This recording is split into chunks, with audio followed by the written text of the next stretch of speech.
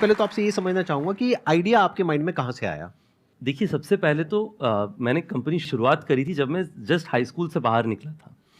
तो उस समय मैं इंटर्नशिप्स करने लगा था छोटी-छोटी कंपनियों में कि एक वेबसाइट बनवा लीजिए, सोशल मीडिया पेज बनवा लीजिए एंड सो ऑन।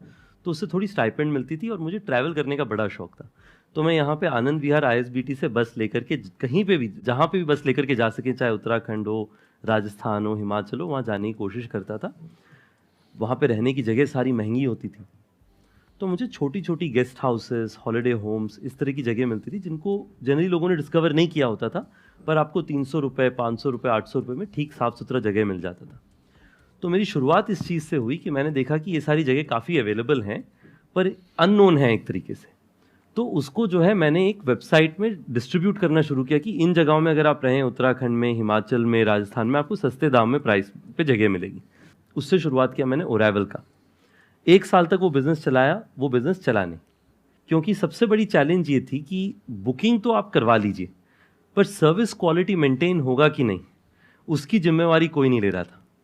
तो उसके बाद मैंने सोचा कि अगर यही सबसे बड़ा प्रॉब्लम है, तो मैं इसी को सॉल्व कर लेता हूँ।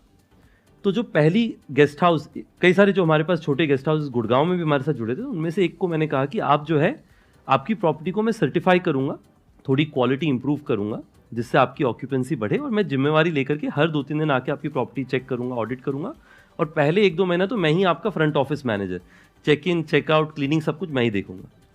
उनकी प्रॉपर्टी में टोटल ऑक्यूपेंसी 20% से कम चलती, सिर्फ शादियां जब होती थी साउथ सिटी 1 एरिया में गुड़गांव में, तब शादियों में उनकी प्रॉपर्टी यूज़ की जाती थी, उसके अलावा खाली रहता। तो उन्होंने कहा कि मुझे आप पे ऐसे तो भरोसा नहीं हो रहा है, क्योंकि अगर मैं लगा हुआ हूँ इतने समय से और उसके बाद प्रॉपर्टी में ऑक्यूपेंसी नहीं आ रही, तो आपके आने पर कैसे ऑक्यूपेंसी बढ़ जाएगी। पर ठीक है, मेरा जितना अभी सिचुएशन इतना बुरा ऑक्यूपेंसी का, इससे बुरा तो और हो ही नहीं सकता, जो होगा इससे बेहतर ही होगा। तो चलो, आपको मैंने कुछ महीने के लिए प्रॉपर्टी दी, आप चलाइए, देखिए क्या होता है क्या नहीं होता है। अब उस प्रॉपर्टी में हमने 3 चीज़ें करी। सबसे पहला चीज़ हमने ये किया कि मैंने जाकर के ऑनलाइन वेबसाइट्स में देखा कि कौन सी प्रॉपर्टी टॉप रैंक में आती हैं बजट वाली। मैंने देखा कि उन सब की फ़ोटोज़ और इंटीरियर्स अच्छे होते हैं। तो इंटीरियर्स में जो वाइट लाइट थी, उसको इस तरीके का मैंने वार्म लाइट से रिप्लेस कर दिया और 2-3 पेंट लगा दी। टोटल खर्चा पर कमरे का 4-5 हज़ार रुपये का आया होगा, जो कि ओनर से ही मैंने रिक्वेस्ट किया कि आप ही की प्रॉपर्टी में निवेश कर रहे हैं तो आप ही लगा दीजिए, मेरे पास तो कुछ है नहीं। उस होटल के साथ में आपने टाई अप किया, लेकिन आपने कुछ इन्वेस्ट नहीं किया? कुछ इन्वेस्ट नहीं किया, पर मैंने आइडियाज़ लगाए कि कैसे इसको इंप्रूव किया जा सके। हाँ। डायनेमिक प्राइसिंग लाई। तो होटल का प्राइस पहले हमेशा 2,000 रुपये पे फ्लैट रहता था पूरे साल। मैंने कहा कि पहला 3 कमरा 999 में सेल होगा, 999। आप लोगों ने सुना होगा जब ओयो शुरू हुआ था, हमने कहा था स्टार्टिंग एट 999।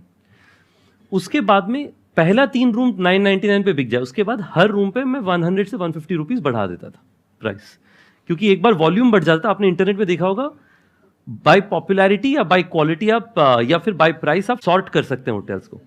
तो मेरा होता था कि बाय प्राइस पहले सॉर्ट करके 3 बुकिंग आ जाए, जिससे फिर बाय पॉपुलैरिटी में हम टॉप रैंक में आ जाएंगे, तब ज्यादा प्राइस बन जाएगा। प्लस ये भी एक और इसका बेनिफिट है कि अगर 999 में कोई रुका है और उसको वैल्यू मिल गई 2000 की, तो वो रिव्यूज अच्छे मिलेंगे, तो वो रिव्यूज में भी आप टॉप पे आने लग जाओगे, जिससे कि रिव्यूज में मिले जल्दी से जल्दी, और उससे आपका जो रिव्यूज में आप टॉप रैंक में आने लग जाएंगे। राइट।